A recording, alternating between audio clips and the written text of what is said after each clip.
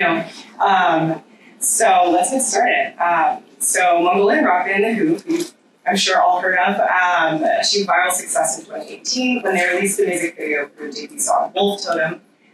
This music video was sponsored by the Mongolian Ministry of Education, Science, Culture, and Sports, and has since racked up over 95 million views on YouTube. On Spotify, the song has been streamed over 52 million times and counting. It made waves for its juxtaposition of modernity and Mongolian tradition and gained widespread popularity for blending Mongolian instruments and singing styles with Western rock music. Since this viral 2018 debut, they've continued this meteoric rise. They penned the song Sugan Asana for the popular 2019 video game Star Wars Jedi Fallen Order. They've embarked on multiple world tours and headlined at some of metal's biggest festivals around the world. And their 2019 remix of Wolf Totem was recently certified gold by the Recording Industry Association of America, which is a pretty big deal even for a Western English-speaking musician.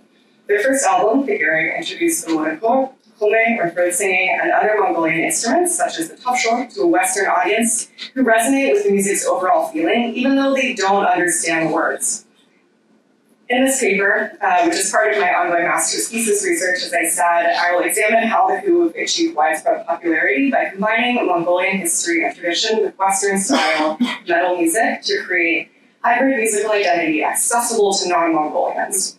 The Who presents Mongolian culture and history in a format that's aesthetically interesting and, while somewhat familiar, simultaneously authentic enough to feel fresh and engaging to casual non-Mongolian listeners who can connect with the band's powerful music and captivating visuals, regardless of their understanding of the language. In this way, they've managed to strike a winning balance between Mongolian tradition and Western modernity, leveraging their own deep ties to their nation into this global pop culture success. This isn't to say that the passion with which they perform is somehow artificial, rather that they've successfully Mongolianized Western metal to express something unique and specific about their own cultural and historical background. They're performing a version of Mongolianness that's very masculine and draws on post-socialist interpretations of the country's past, again, for a Western audience. This is even more evident in their second album, Rumble of Thunder, which was released in September 2022. The album's lead single, Black Thunder, is just one of many songs on the album that highlight the band members' respect, knowledge, and appreciation for their nation's history and their stated desire to share it with the world. The song's music video is split into two parts on YouTube, which is why I'm not going to play it for you now. It would take up half my time. It's over 10 minutes long.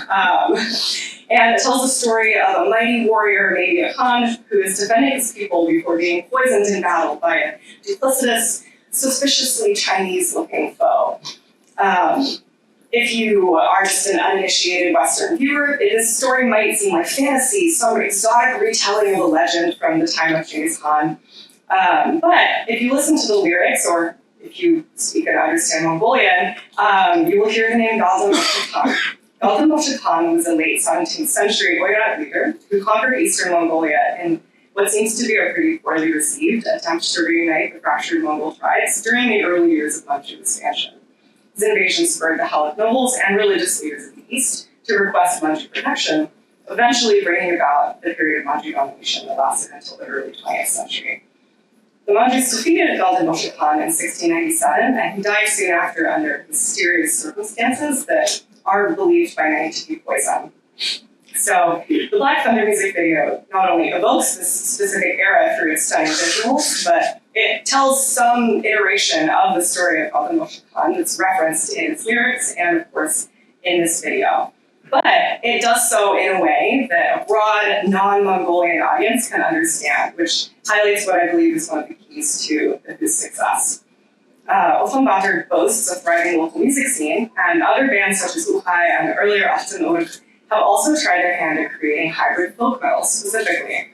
But none of these groups have received praise from Elton John or been featured on Dwayne "The Rock" Johnson's workout playlist.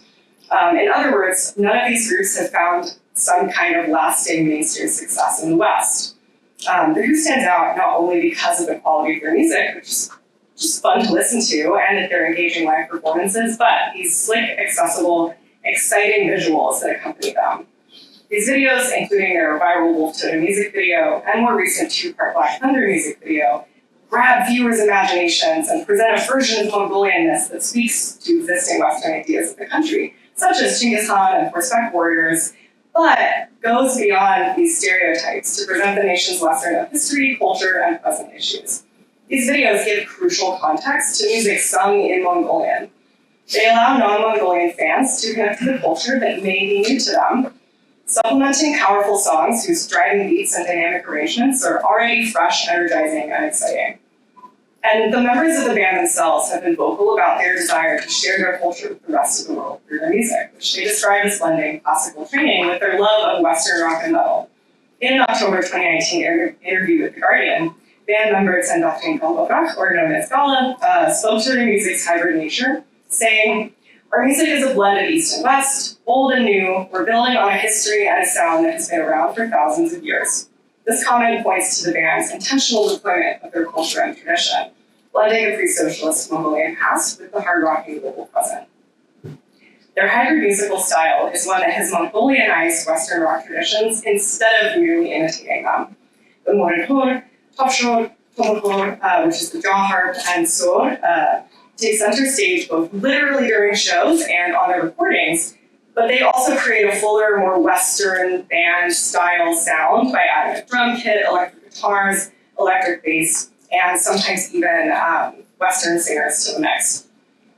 And although their songs are structured like Western pop music, they feature Khmer vocals sung entirely in Mongolian.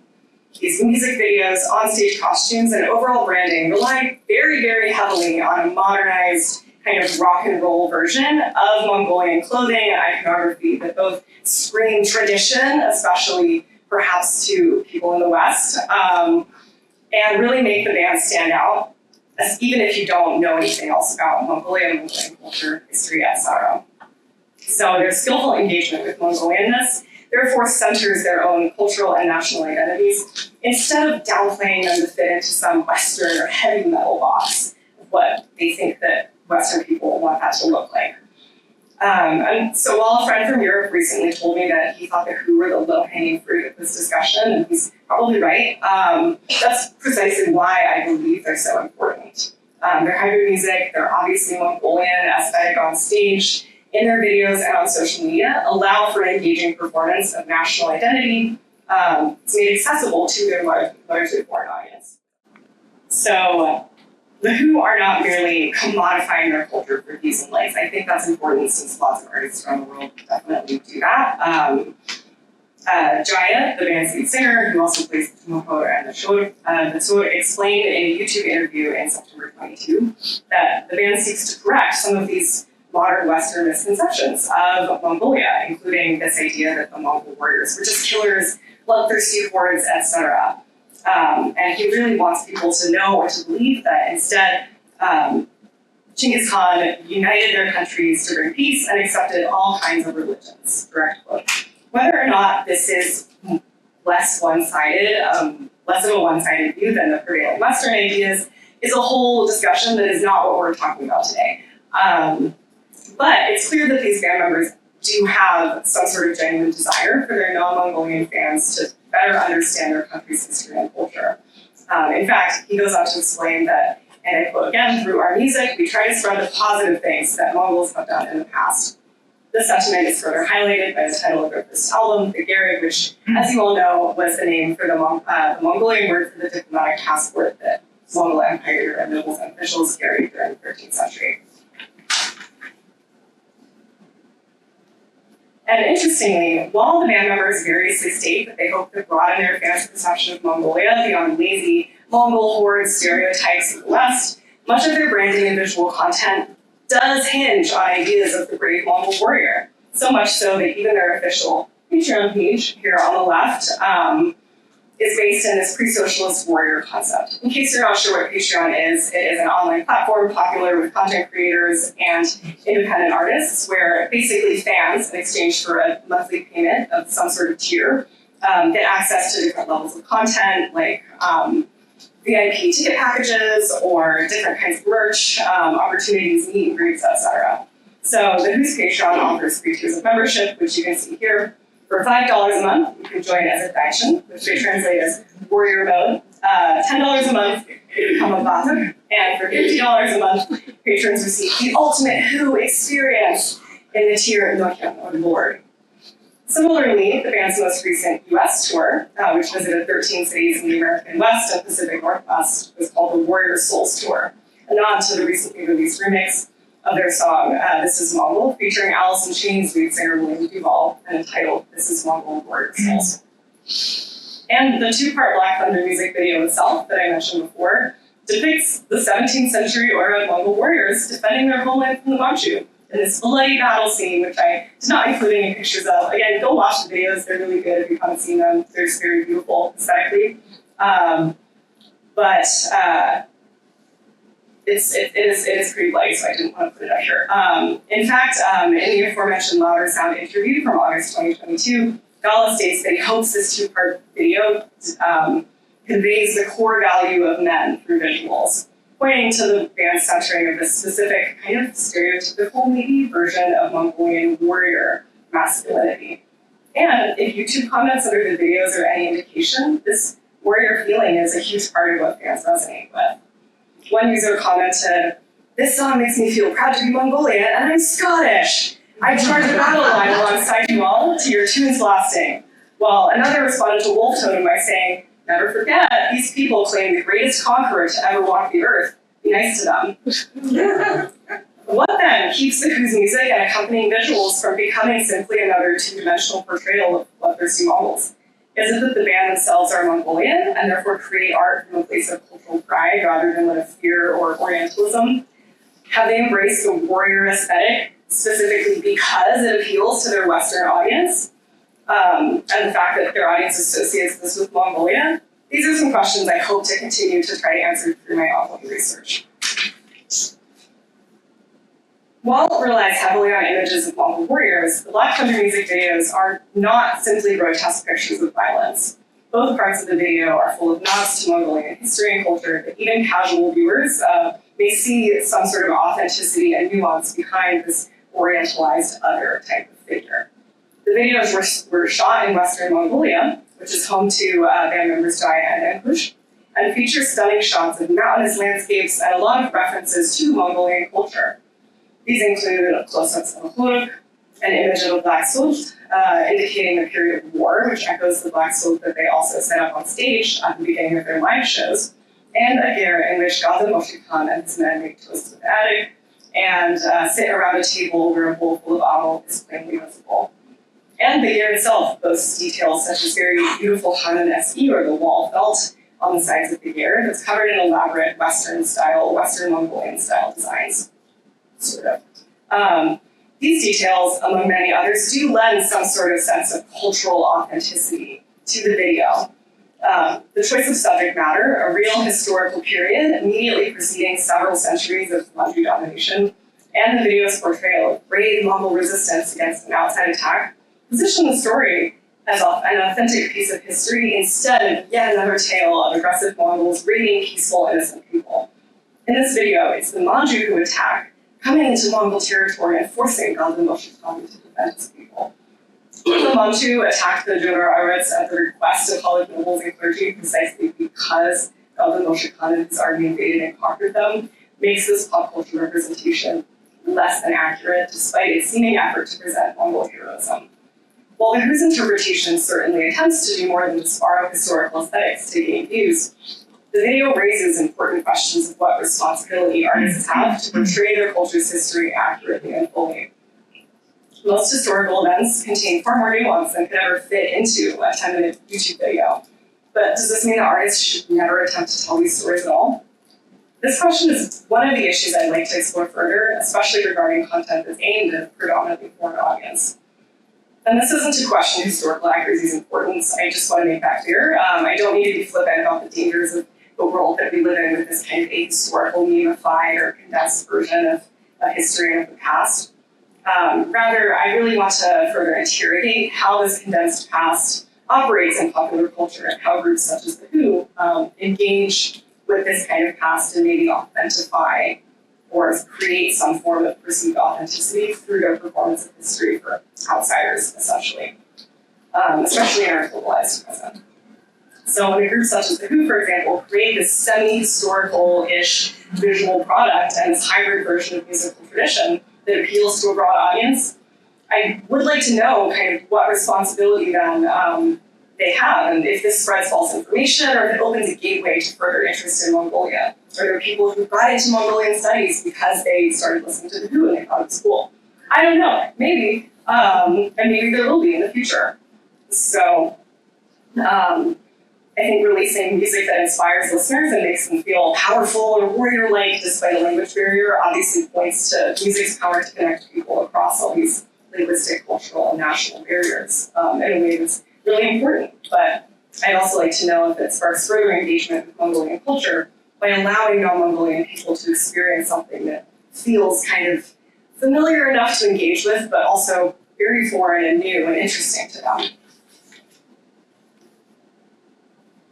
In our globalized present, this kind of traditional sonic and visual style do highlight, in my opinion, the continued importance of local culture and identity, and its ability to transcend national borders and language barriers. Both of those things can coexist. Their global popularity point to the widespread appeal of different local cultures, as people all over the world do seem excited by this kind of perceived authenticity. Again, the word authenticity, I want to use scare quotes every time I say it because I don't know what does that mean? But anyway, that's a whole other, again, theoretical topic. So comments on their YouTube, their Instagram, and their Facebook highlight numerous non-Mongolian fans who basically go out of their way to praise the Who's connection to their culture and their traditions. Under the Black Thunder Part 1 music video on YouTube, a user comments, "Nice, good to see the Who keeps evolving, but don't lose those roots. That's what made you unique. Don't let others steal your thunder." Another commenter writes, "Such epic work from a band that truly goes hard mixing traditional and modern seamlessly into something amazing." And on the music video for the Black Thunder remix, featuring Bad Wolf singer Yale and System of a Down frontman Serge Taken, commenters express their admiration for the song's blending of Mongolian tradition with Western vocal stylings, writing, "Their vocals, traditional instruments, tribal drumming, and modern heavy metal appeals to both my modern high-tech side and my ancient Native American Taos tribal side." These comments speak, I hope and think, to the listener's ability to recognize the nuance in the Who's music and understand the hybridized fusion style that the band themselves have acknowledged is intentional. Most commenters seem to understand, again, I hope, that while Mongolian traditional music is at the heart of what the Who create, they're not claiming that their music is some sort of pure representation of this form. It should follow, maybe optimistically on my part, therefore, that they understand that these visuals, like music videos, are also kind of a hybrid pop culturized version of a historical time period or idea or person. That they're condensed and simplified in some way for the purposes of telling a musical story in 5 to 6 to 10 minutes. But they're encouraging the listener to learn more. And I think it's important that every member of the Who is a trained musician, a trained classical Mongolian musician who studied at the Mongolian State Conservatory of Music and Dance in Ulaanbaatar. So because of this, perhaps, their music and videos go beyond this gimmicky facade and actually attempt to shed light on important moments in the past, Mongolian traditions, and pressing issues of the present.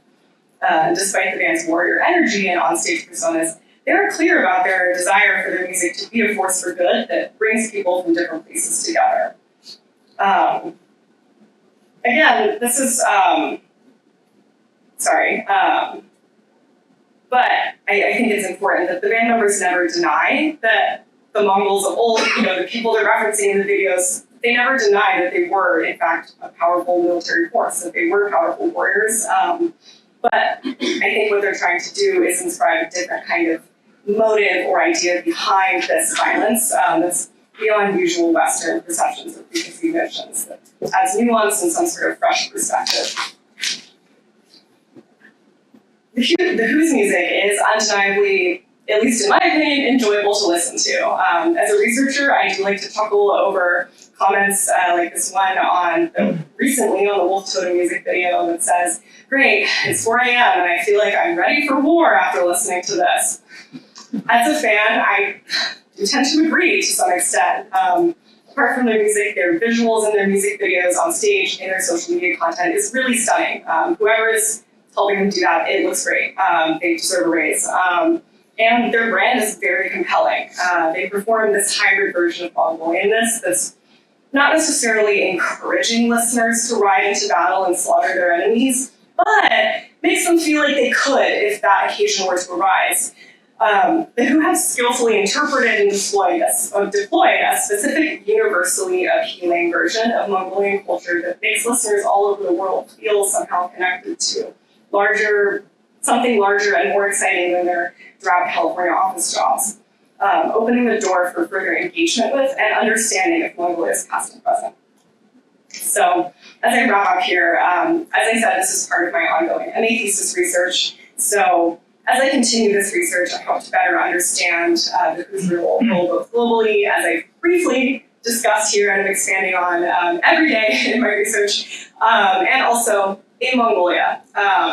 And so I'm hoping to, ideally, we'll conduct interviews with both non-Mongolians and Mongolians, friends, acquaintances, colleagues, etc. And then continue doing what I've been calling online ethnography of YouTube, Instagram, etc., comments, music videos, different kinds of content.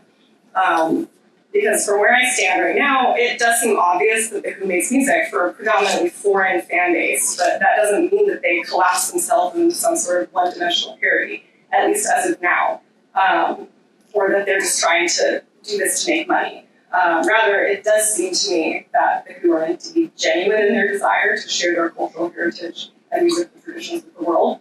I just want to know, when you're doing that for a foreign audience, how does that change what you're doing? What kinds of traditions, if you can call them that, you're presenting?